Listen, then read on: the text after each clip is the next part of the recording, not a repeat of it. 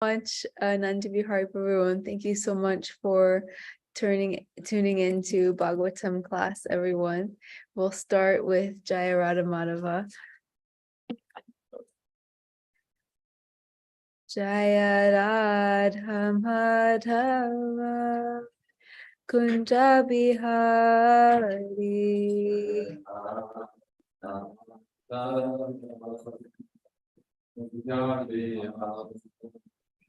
Jaya Radha Madhava Kunja Bihari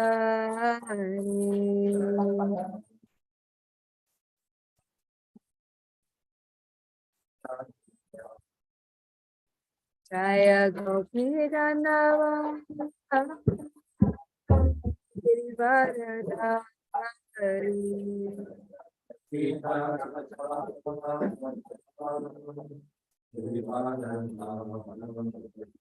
Jaya Gopi Gandhava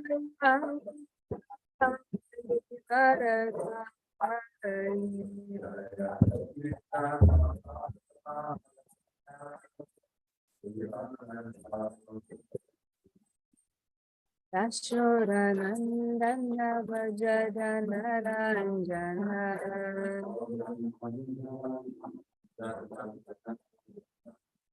Yashodanandana Vajadana Ranjana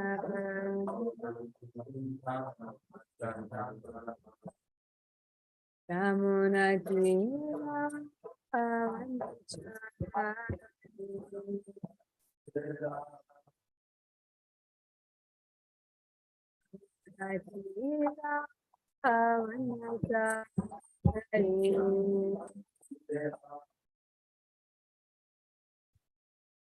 Jaya Radha Madhava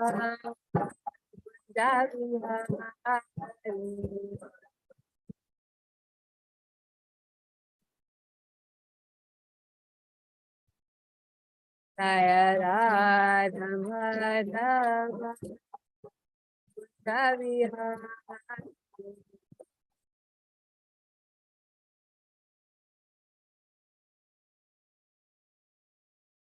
Hare Krishna, Hare Krishna, Hare Hare, Hare Rama, Hare Rama, Rama Rama, Hare Hare.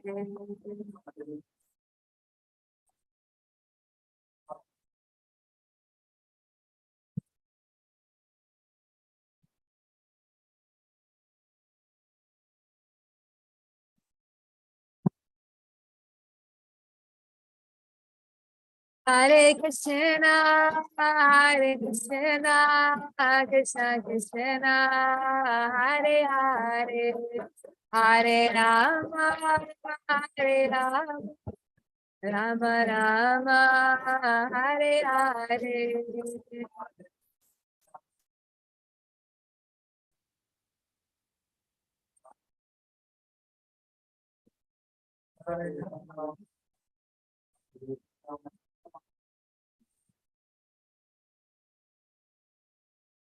Prabhupada,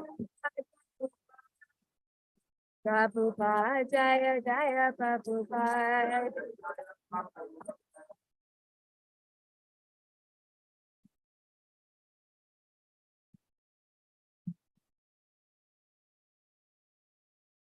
Om Namo Bhagavate Vasudevaya.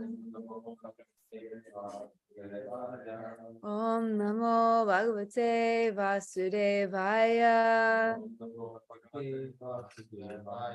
Om Namo Bhagavate Vasudevaya. Thank you all so much for being here. Thank you, Nanda Vihari, for being amazing and hosting this amazing Srimad Bhagavatam class. Sorry I didn't answer your question more. I will answer you another time. I will message you. And we are reading from Srimad Bhagavatam, Canto 10, chapter 35, verses 20 to 21. Kunda Dhamma Krita Katuka Vesho Gopa Godhanha Yamanuyam Nanda Sunurs Anageta Vavatso Narmada Pranayinam Vijahara Mandavayur Upavatyanakulam Manayan Malaya Jasparshena Vandhinastamu Pare Vaganaye Varya Gita Bhalivihi Parivavu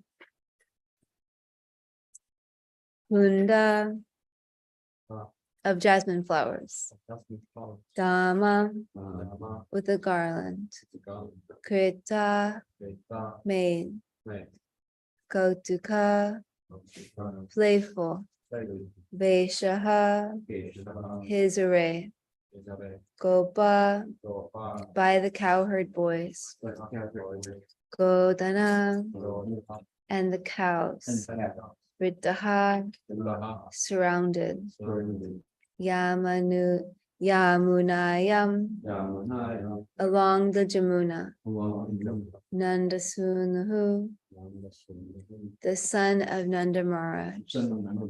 Anage O sinless lady. Tava your.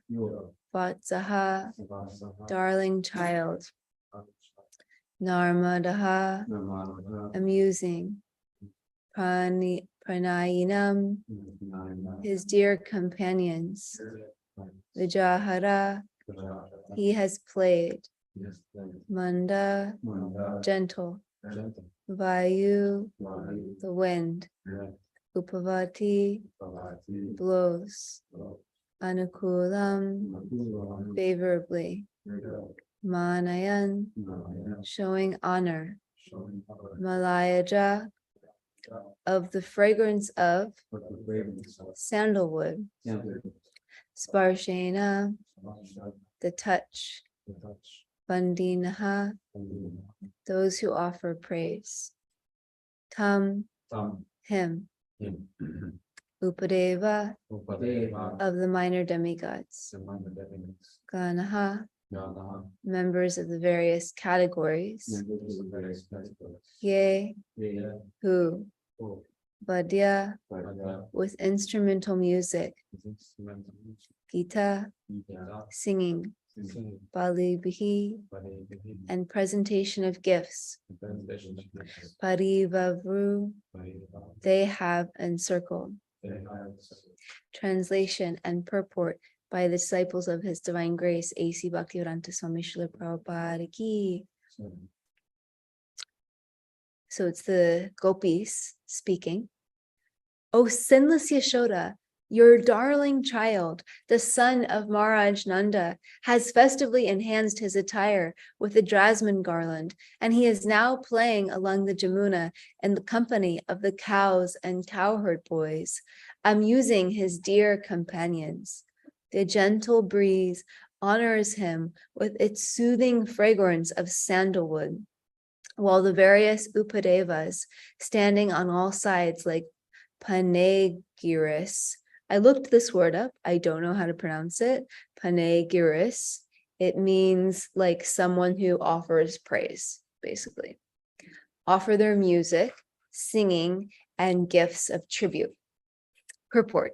Srila Jiva Goswami explains that the gopis are again in the courtyard of Mother Yashoda, the queen of Vraj. They are trying to encourage her by describing Krishna's return to Vrindavan after he has spent the day herding cows and playing. Srila Vishwanath Chakravarti comments that the Upadevas, the minor demigods mentioned here, include the Gandharvas, who are famous for their celestial music and dancing. You can join me in praying to our acharyas and Krishna. Om Agyanitsimidandasya Jananjana Chalakaya Chakshurunmilitam Jena Tasmai Shri Guruve Namaha Shri Chaitanya Manobishtam Stapitam yena bhutale Swayam upagaram Tadadishva Purandikam Vandeyam Shri Guru Shri Yuda Parakamalam Shri Guru Vaishnavam Shri Rupam Sagradatam Sahagana Raghunatham Vitam Tham Sajivam Sadvaitam Savatutam Parijana Sahitam Krishna Chaitanya Devam Shri Radha Krishna Padan Sahagana Lalita Shri Vishakam Vitamstra Hey Krishna Karuna Sindhu Dinabandhu Jugapate Gopesha Gopika Kanta Radha Kanta Namostate Tapta Kanchana Gaurangi Radhe Vrindavaneshwari Vrishabhanu Sade Devi Manamami Hari Priye Pancha Kalpatarubhyascha Kripa Sindhubhya Patitanam Pavanebhyo Vaishnavebhyo Namo Namaha Nama Om Vishnu Padaya Krishna Prishtaya Bhutale Srimate Bhakti Vedanta Swaminiti Namine Namaste Saraswate Deve Gaudavani Pracharine Nirvishesha Shunyavadi Vashtacharya Shatarine Jai Shri Krishna Chaitanya Prabhu Nityananda Shri Advaita Gadadara Shivasadi Gaura Bhaktivinoda Hare Krishna Krishna Krishna Hare Hare Hare Rama Rama Rama Hare Hare. I humbly seek all of the blessings of the assembled devotees in person, Adi Purush Prabhu and all of the devotees, and online, that we may speak according to Guru, Sadhu, and Shastra for the pleasure of Krishna and for my own purification and for as a service to all of you in your pursuit of pure devotional service to the Lord. So, yeah, this verse is so beautiful. I'm going to say a lot, but I first just wanted to briefly look at the actual verse itself to everyone can even just close their eyes and meditate on this picture that Krishna, he dresses so beautifully always, but his festive attire is enhanced even more with a jasmine garland. If you've never smelled jasmine flowers, go immediately after class and buy some, get some. Jasmines are so beautiful and they smell so beautiful. Whenever I smell jasmine, I am reminded of Vrindavan Dham, because Vrindavan Dham literally smells like jasmine flowers, especially the Krishna Balaram Mandir. And Krishna is now playing along the Yamuna with his cows and cowherd boys. And it says he's amusing his dear companions. The cowherd boys and the cows, they love Krishna, obviously, unlimitedly. Their whole life and soul is Krishna. And when Krishna plays with them, he amuses them. They're laughing, they're playing, they're joyful, they're having a good time. They're not morose. Spiritual life is not about being morose. When we have Krishna, we become happy and joyful. And everything in Vrindavan Dham is a person. So the breeze is a person, right? The air is a person. So this gentle breeze as person is wanting to honor Krishna. So there's the fragrance of sandalwood in the air. And this gentle breeze brings that fragrance of sandalwood to Krishna so he can smell it. And then all of these Upadevas, which are mentioned, are minor demigods, including the Gandharvas. And we always hear about the Gandharvas in the sky, singing and dancing. They're on all sides of Krishna, offering their super excellent music, singing, and gifts.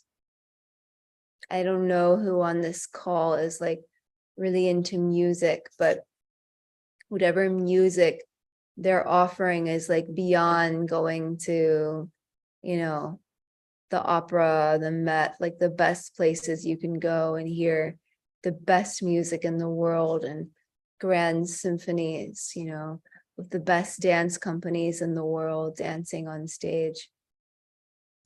They got nothing on the Gandharvas. And this is all surrounding Krishna.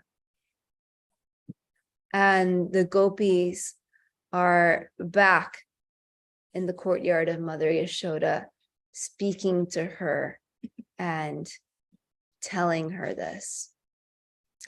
And I want to, before I go any further, I want to give my respectful obeisances and gratitude to Chandramauli Maharaj, because number one, if you don't know Chandramauli Maharaj, you should get to know him somehow by listening to his lectures, reading his books, and if possible, meeting him in person.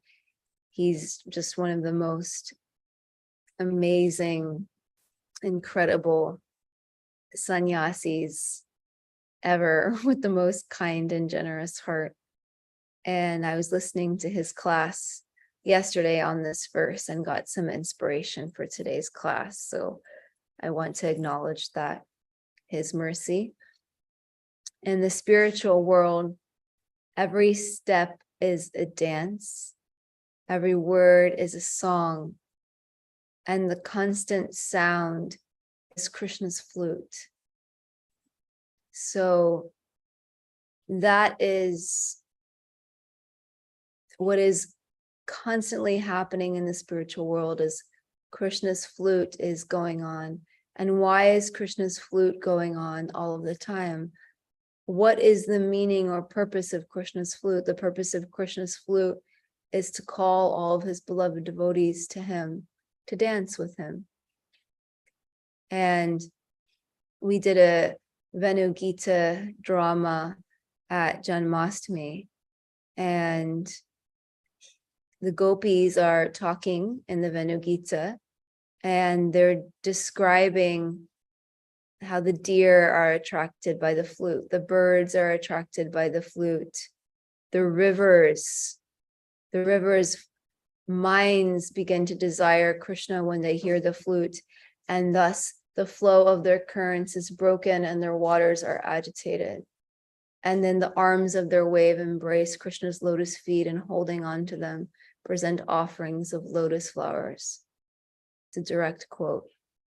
And how the trees become stunned. And it goes on and on and on, how the cloud offers offerings of its raindrops. Everyone in Vrindavan is completely absorbed by the sound of Krishna's flute. And in this verse, the gopis are pacifying Mother Yashoda that don't worry, Krishna is soon to return after playing with his friends. Because Mother Yashoda, when Krishna leaves to go play, she can't stop thinking about him. She's always thinking, when will he return? Is he hungry? Is he playing okay? Is he going to get hurt? She's constantly worrying about him and constantly thinking of him in full devotion and love.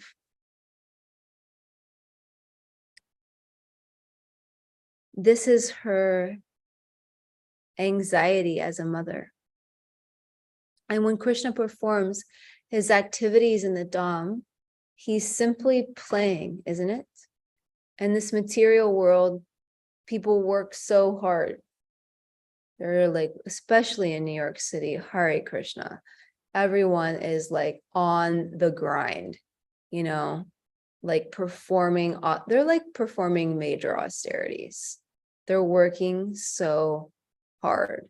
They're just like going after it, you know, and then it's like, I remember one time talking to someone years and years ago before I became a devotee, and they were like an accountant, you know, and they basically described like their life is like Monday to Friday, work ridiculously hard, hate your job, just so you can get to Friday night and like get drunk and forget it all, you know, and like, you know, just party the whole weekend, you know. So everyone is working so hard, but Krishna, he's simply playing. People have to take time out to play in this material world. They're like, I'm turning my phone off. I'm not checking my emails. I'm taking a break. I'm having we do digital detox retreats here at Bhakti Center. You know, it's like for a weekend, just go upstate and like unplug. People are so attracted by that. I'm attracted by that. And they're people's play in this material world, if you're not Krishna conscious, is often as bad as everything else they do, because, you know, they're just like getting drunk and like, you know, forgetting everything. And but when Krishna plays, it's so wonderful. And in the story of the Brahma Vimohan Leela, Krishna, you know, we know the story. Everyone knows the story, how Brahma stole the calves and the cowherd boys, and then Krishna, he did his whole pastime of, you know, expanding himself as each of the calves and cowherd boys. And Krishna eventually revealed to Lord Brahma that each of the calves and cowherd boys were him. And then Brahma saw all the boys transformed into four-armed Vishnu forms. And when Brahma saw that, all he could do was bow his head in humility and also in humiliation. And he offered some of the most beautiful prayers to Krishna in the entire Srimad Bhagavatam. Those prayers are so sweet. But it's described that when Krishna was listening to these prayers, he was just like waiting for them to be over so he could go back and play with his friends. You know, he's like, all right, I get it. You're surrendering. Like, I give you my mercy, but like, can you finish? Because I really just want to go back and play with my friends. And it's also similar. There's a similar story when like all of the demigods come down and they're like offering Krishna like this really fancy arti. And Krishna's like, okay, this is great.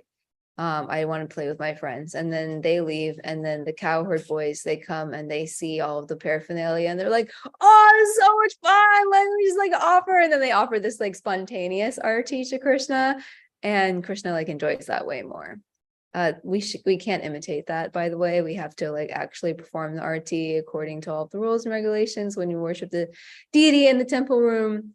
But the spirit can be there of like trying to develop our love, not just being ritualistic.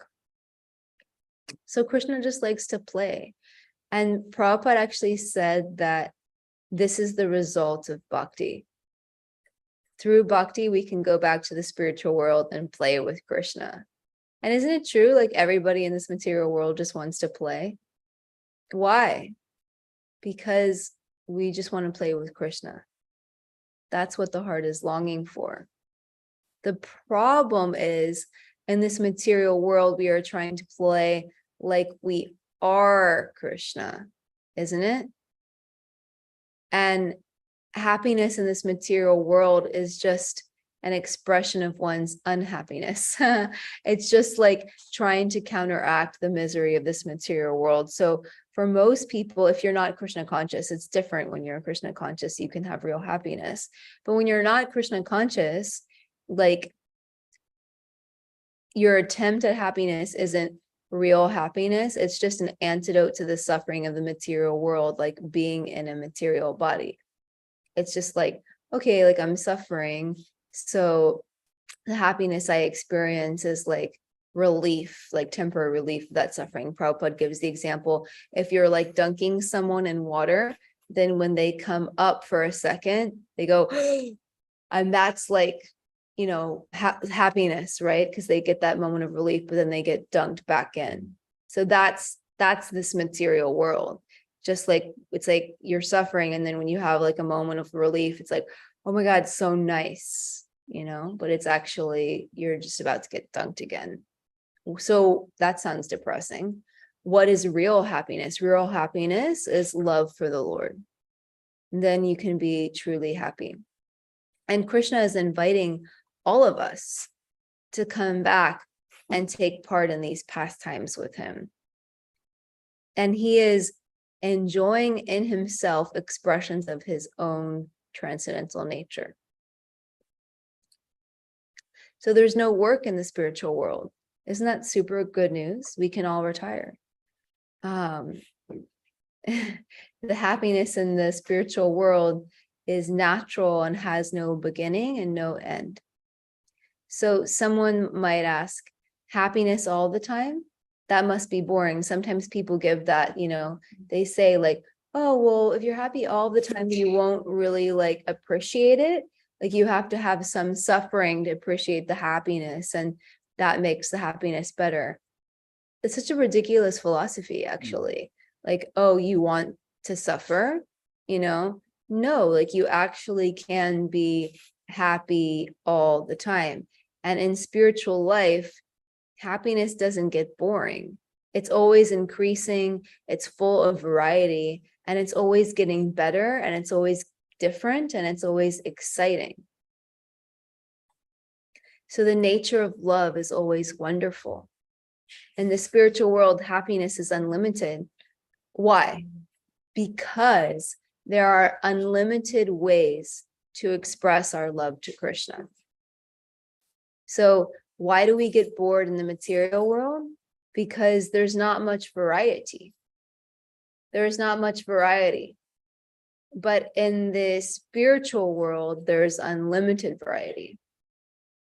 And we can eternally express ourselves to Krishna more and more and more, Prabhupada, he says that being in the material world is like having a bad bargain. You go shopping, you're searching for a bargain, but you get cheated. So what can we do if we have a bad bargain? We change it into a good bargain. And we do that by engaging in devotional service, which fulfills all desires and brings us to the purpose of existence, which is transcendental love for God, which is eternal, never diminishing, always increasing. So Mother Yashoda in this verse, she's feeling transcendental happiness and transcendental anxiety that Krishna is gone. I haven't seen him all day, but in that anxiety, she's actually experiencing the presence of Krishna. And that is the beauty of transcendental anxiety. That separation, it becomes so intense that it brings out the love in the heart in such a way that extends itself continuously and is a form of transcendental happiness, right? When you have something and then you lose it, the anxiety of wanting it back again is more intense. So actually, this whole chapter is about feelings of separation for Krishna. And Prabhupada, he explains in the Krishna book the following. This is a quote from Krishna book. To acquire the strong feeling of separation is the teaching of Lord Chaitanya and his direct disciples, the 6 Goswamis. When we are not in physical contact with Krishna, we can associate with him like the gopis, through feelings of separation. Krishna's transcendental form, qualities, pastimes, and entourage are all identical with him. There are 9 different kinds of devotional service. Devotional service to Krishna and feelings of separation elevates the devotee to the highest perfectional level, to the level of the gopis. It is stated in Srinivasacharya's prayer to the 6 Goswamis that they left the material opulences of government service and the princely status of life and went to Vrindavan, where they lived just like ordinary mendicants, begging from door to door. But they were so much enriched with the gopis' feelings of separation that they enjoyed transcendental pleasure at every moment. Similarly, when Lord Chaitanya was at Jagannath Puri, he was in the role of Radharani, feeling separation from Krishna. Those who are in the disciplic succession of the Madhva Gaudiya Sampradaya should always feel separation from Krishna, worship his transcendental form, and discuss his transcendental teachings, his pastimes, his qualities, his entourage, and his association. That will enrich the devotees to the highest devotional perfection, feeling constant separation while engaged in the service of the Lord is the perfection of Krishna consciousness. And, I think I was listening to a lecture of Radha Swami one time, and he said, when you read the prayers of the six Goswamis, like their prayers and their bhajans, they're not saying, I am seeing Krishna. They're saying, where is my Krishna? They're searching for Krishna. They're longing for Krishna. And they're calling out in this mood. So we're actually meant to cultivate these feelings of separation. And that practice of cultivating the feelings of separation actually elevates us. It actually increases our devotion. It increases the longing. Because, someone might say, well, how do you know what separation is if you've never experienced union, right? The fact of the matter is that we have experienced union, and who we are is actually in union with Krishna. We're just temporarily covered right now.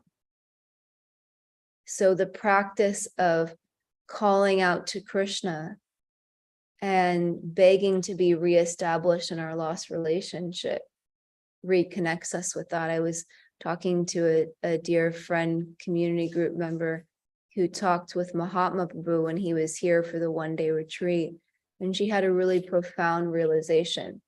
She was coming at her practice of devotional service from a place of thinking, I'm not Krishna conscious, and I'm fallen, and I'm bad, and I need to become Krishna conscious.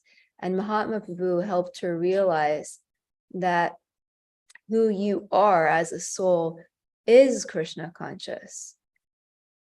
You just need to uncover it. You just need to allow it. And that completely transformed the whole way she was practicing.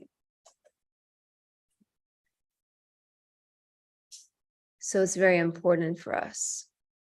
And devotees in this world are always thinking that my service should be an expression of my love for Krishna, isn't it? And then Krishna will be pleased. And then my desires to satisfy Krishna will be fulfilled, right? Prabhupada was once asked, what service is most pleasing to you?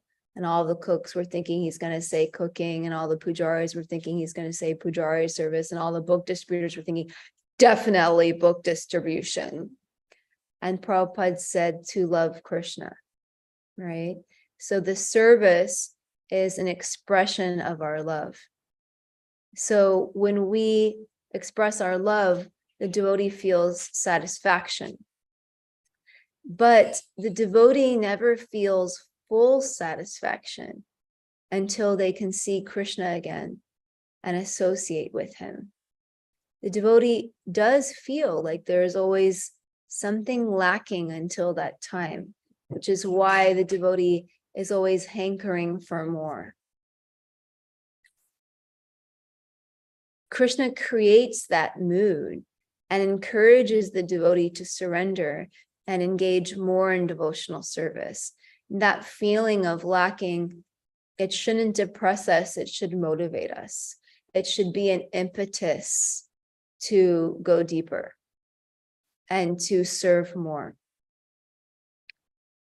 The desire to serve the Lord, even with inconveniences that one may encounter in their service to the Lord, is very important, right? There's no impediments in devotional service. Radha Swami always says, are we going to be a fair weather friend, a fair weather devotee, or are we still going to serve Krishna when it's hard? And at the highest level, Bhaktivinoda Thakur says that any inconveniences I undergo or any suffering I undergo in my service to you, my Lord, is my greatest happiness. So for advanced devotees, it's no problem. You know, obstacles don't faze them because they're just happy to serve Krishna. Some people want to practice devotional service in a way that's just, you know, easy and nice and enjoy the atmosphere and enjoy the process. But that's not what Krishna is asking from us. And if we have that mood, honestly, you know, we'll go to the heavenly planets, because in the heavenly planets, they're serving Krishna, but they're, you know, they're just enjoying the atmosphere. They're enjoying how nice it is. But to go to Goloka Vrindavan, you have to be so in love with Krishna and addicted to Krishna that you're not attached to just like enjoying. Does that make sense? So Krishna, he's encouraging devotees to do more, both qualitatively and quantitatively. And if one doesn't focus on that, someone will actually revert back to lesser forms of devotional service. Radha Swami said, he always says that if our enthusiasm isn't increasing, it's actually decreasing. But we also have to know that quality is a form of increase. Sometimes we get obsessed with the quantity, and that actually can hurt the quality. Radhanath Swami once told me that quality is more important than quantity. And yeah, if you're balanced actually yourself, and going deeper in your own Krishna consciousness, you can, in the long term, offer more. We sometimes are focused on the short term. Oh, this needs to be done now. But we should also think about the long term, that if I advance in Krishna consciousness myself, I'll be able to offer more to people in the long term. Versus if I don't take care of my spiritual life, what do I have to offer? So we can chant nicer. Chanting is service. Sometimes we forget that. We are focused on like the practical service, but chanting is service. How can I serve nicer? Actually, chanting is the most important service. And how can I make the quality of what I offer to Krishna nicer? We should always be trying to do things nicely. And then the Vrindavan, my DC temple president, always said, devotion is in the details. So I'll end there because we have 5 minutes left. Thank you all so much. Hare Krishna. We can hear in either if people have in person or online questions or comments. Wonderful class, Champakalata. Prabhu. You're extremely encouraging and merciful, and to be Hari Prabhu. I'm extremely happy to serve you, Champakalata, and the team, and the Bhakti Center team. You're serving Radha. Right. If there's no online inquirer, then Bhima Prabhu, we see your hand raised. Yes, Bhima Prabhu. Haribol, thank you very much for a very sweet class. It's very intimate how you speak about Krishna and his pastimes. Very endearing. I just wanted to say that you mentioned Chandramali Maharaj. who I traveled with back in the early 80s. He You was are just a so brahmachari. fortunate. He was just a brahmachari then. And so we didn't give him any respect because we No. were all in it together. Yes, you're in a van for months at a time, living and working out of a traveling vehicle. Wow. So we, in order to make sure that familiarity did not breed contempt, we always kept a very high humor, very transcendental humor amongst us. So speaking about long-term and short-term, I'll give a quick, hopefully I can get this out, a quick pastime. Maharaj was very strict about having morning program. And when we traveled, we would go to events to help raise funds to build New Vrindavan.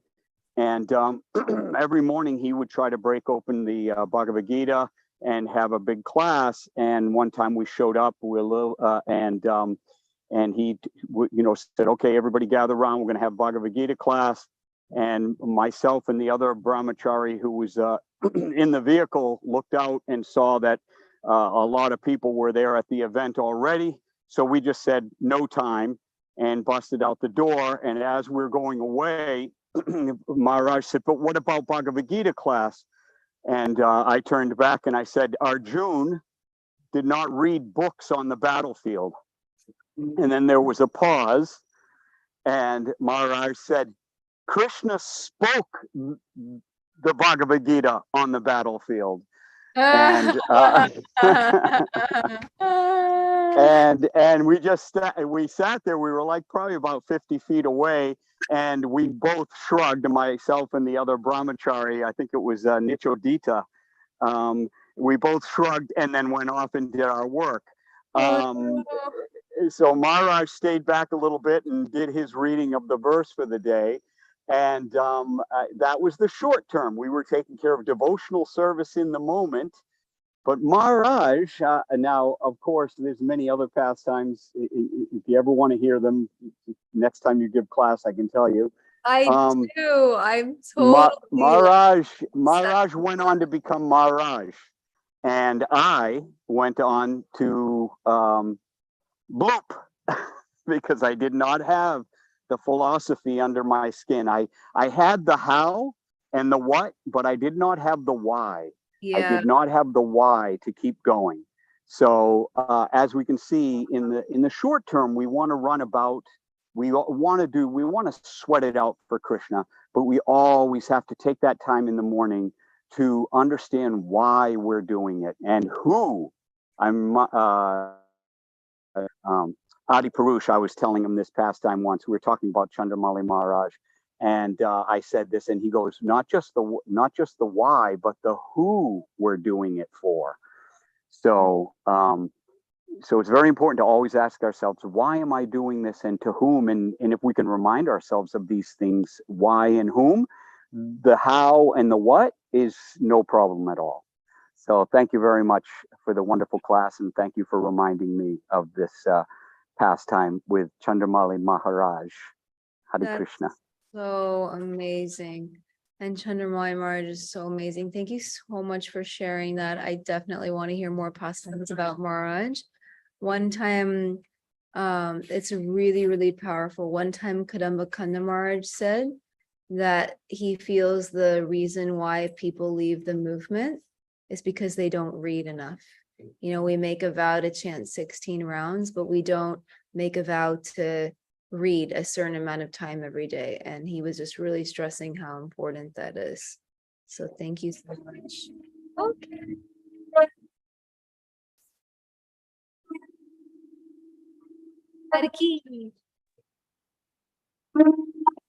Jai, wonderful class, Champakalata. Darshan time. Devotees, it's time to show off your enhanced attire. You can do it. It's okay. Jeffrey Eckler, Prabhu. Thank you so much.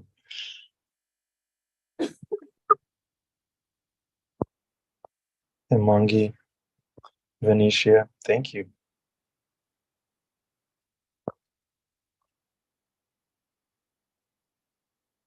Bhima Prabhu, wow, look at this. Vaishnava. What's that, Bhima Prabhu? It's blurred. Is that Ram? No, it's not Ram.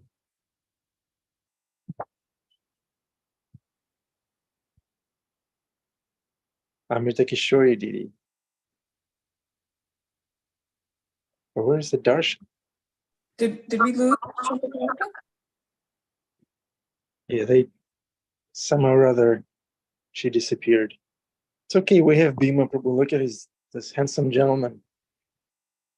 Look at Amrita Kishori beautifying herself for Krishna.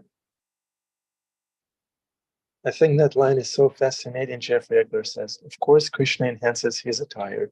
Maybe that is where we get our fashionista. Yes.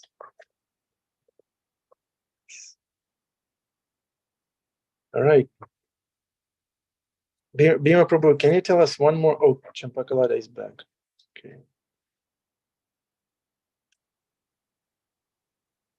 Champakalata, Hare Krishna. Thank you for bringing us back. Okay.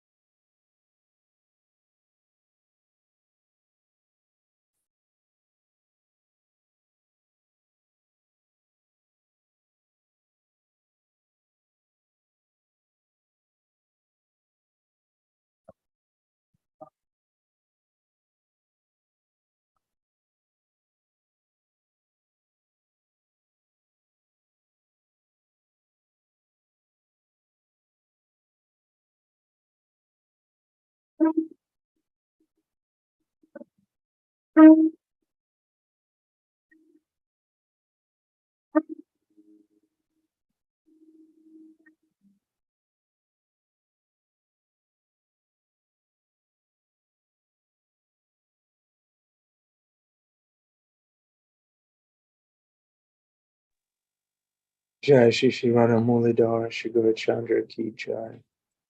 Nandini Radhika Ki Jai. Okay, Bhima Prabhu, one more pastime with Maharaj. It says the afterglow.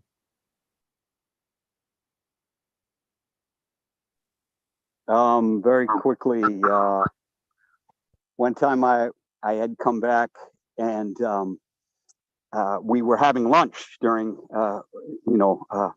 during an event, and while that we were working distribution and Lakshmi Rescue Mission is what we used to call it. We were on a mission from God, and it was to rescue as much Lakshmi as possible. So we were all in the van having our sandwiches and I went up to reach, like everything was in the van, the kitchen, the books, the sleeping bags, the bins. So three of us were sitting in there having our sandwiches for lunch to get ready to go back out.